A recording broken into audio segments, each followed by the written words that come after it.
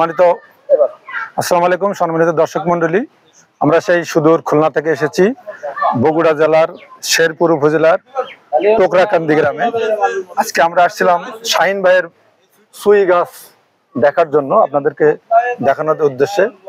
এবং আমার পাশে আছেন শাহিন ভাইয়ের বড় বোন। আপনার পরিচয়টা একটু কাইন্ডলি বলবেন? আমি মনিজা পারভিন। আপনি কি করেন?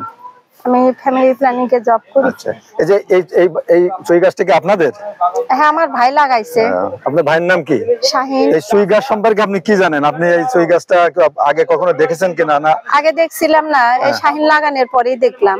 আচ্ছা, শাহিন কিভাবে লাগালো? প্রথম কিভাবে সে লাগালো? প্রথম কোথায় থেকে আনছে, আইনা লাগাইছে। আমরা তো রাগারাগি করছি যে এগুলা কি করস, নারিকেল গাছে ওঠা যায় না, নারিকেল পারা যায় না, পুরা বাড়ি তুই এইভাবে নষ্ট করলু। কয় না বাবু, নষ্ট না, হলো এর অনেক দাম।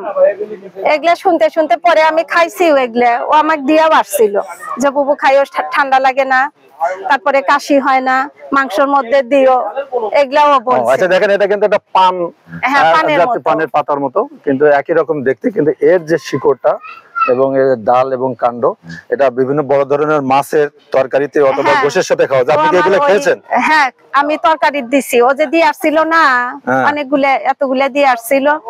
আমি তরকারি তো দিছি, মাছেও দিছি, মাংসতেও দিছি। তো আপনি একটু আগে বলছেন শুনলাম। তারপরে মসজিদে যে রান্না হয় আলুর ঘাটি, ওইটা তো খাইছি। ওদেরটা বেশি টেস্ট হচ্ছিল, মসজিদের তো আল্লাহরই আছে। ও, এই মসজিদ, এই জন্য আপনারা এই যে লাগাইছেন একটা নারকেল গাছে। পরবর্তীতে আমরা যখন আসলাম, এখন কি আপনি আরো অন্য গাছে লাগাবার কি আপনাদের পরিকল্পনা আছে? না, আমি তো আর না করব না, দেখি ও যদি ভালো কিছু। আসলে এই জিনিসটা আপনাদের এই এলাকায় তেমন হয় না। আপনারা নতুন লাগিয়েছেন, আশেপাশের লোকজন এটা দেখতে আসে যে কি লাগিয়েছে চুই গাছ, এটা কিভাবে খেতে হয়, অনেকে কিন্তু জানে না। কিন্তু আপনি কিন্তু অনেক জানেন। হ্যাঁ, এবং আপনার কাছে ভালো লেগেছে মনে হয়। তারপরে ও লাগাইছে, ওই জন্য আমি খোঁজ খবরও নেই যে কোথায় এগুলা রান্না হয়। শুনি হোটেল গুলোতে রান্না হয়, ফুড ভিলেজে রান্না হয়, ওই সিরাজগঞ্জ রোডে রান্না হয়। সম্মানিত দর্শক মণ্ডলী, আপনারা শুনলেন যে এই গাছের কি কি উপকার আছে। উনি এত এলাকায় তেমন চালু নাই এই চুই গাছ, কিন্তু তিনি খেয়েছেন এবং তার কাছে খুব ভালো লেগেছেন।